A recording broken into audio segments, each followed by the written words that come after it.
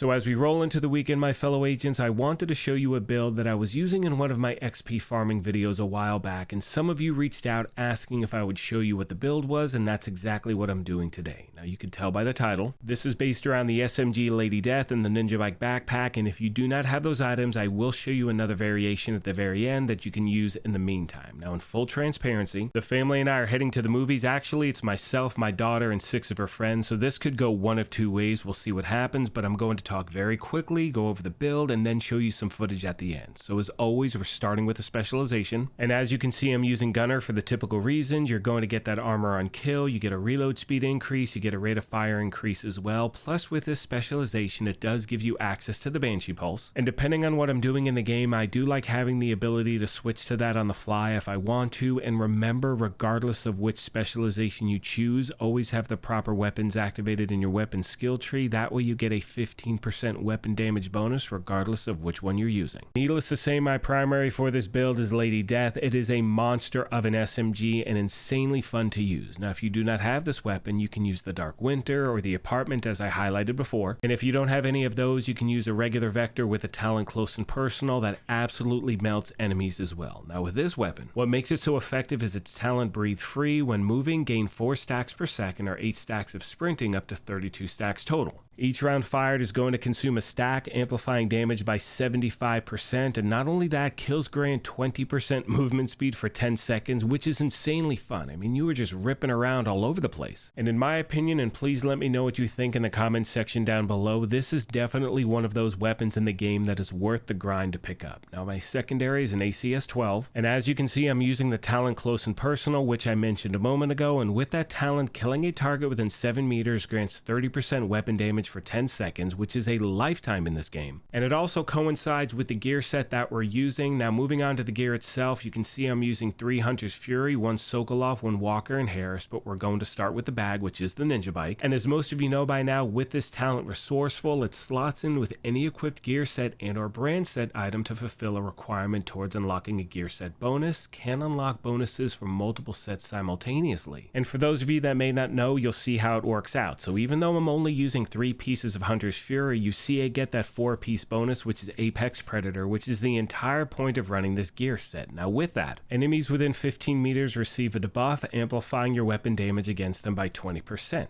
Killing a debuffed enemy with your weapon disorients other enemies within 5 meters and amplifies weapon damage by 5% for 10 seconds, stacking up to 5 times. Now on all of these pieces, I'm trying to stack crit hit chance and crit hit damage everywhere I can. We will go over those numbers at the end of the video. Moving on to the chest, it's the 1 piece of Sokolov, but again, because we are using the Ninja Bike, we do get 2 of the brand set bonuses. Now I'm also using the Talent Obliterate, where critical hits increase weapon damage by 1% for 5 seconds. That stacks up to 25 times. Moving on to the holster, it is the 1 piece of Walker and Harris, but again, because we're rocking the Ninja Bike, we do get 2 of the brand set bonuses. And for the knee pads and the gloves, it is the 2 remaining pieces of the Hunter's Fury gear set. Now for me, I wanted a little more survivability, so I decided to have armor as my core attribute on the knee pads. And this goes back to something I said at the beginning of the video, which is try out different variations. You may not need as much armor, you may want a little more. So really make sure you take your time, get used to the build, and make the thing your own. As far as my numbers go, I'm sitting at 59% crit hit chance, 136.7 crit hit damage. Now as I promised at the beginning, for those of you that do not have the Ninja Bike, I recommend one of 2 backpacks. The first I recommend is the Memento. It is by far the best in slot for a build like this, and if not, you want to use a 2nd piece of Sokolov. You can see for this version, I'm using the Talent Adrenaline Rush. With that talent, whenever you are within 10 meters of an enemy, you're going to gain 20% bonus armor for 5 seconds. It stacks up to 3 times, so once again, that will really help with your survivability. And as always,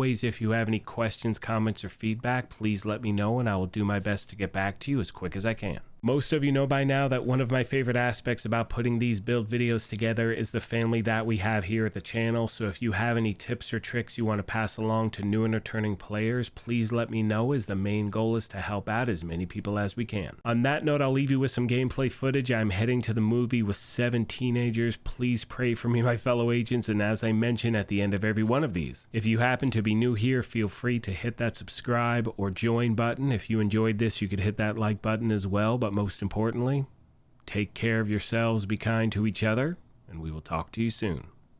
Thanks again, everyone.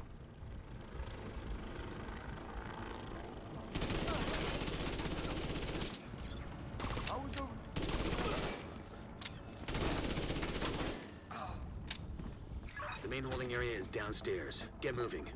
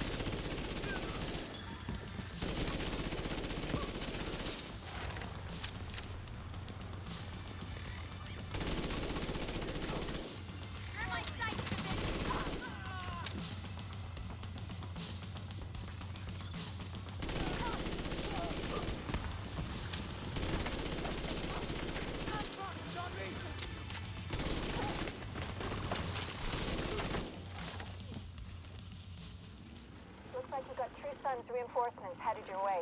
North or south side? Both. Heavier concentration to the south. With all those gates sealed, the north exit should be closer.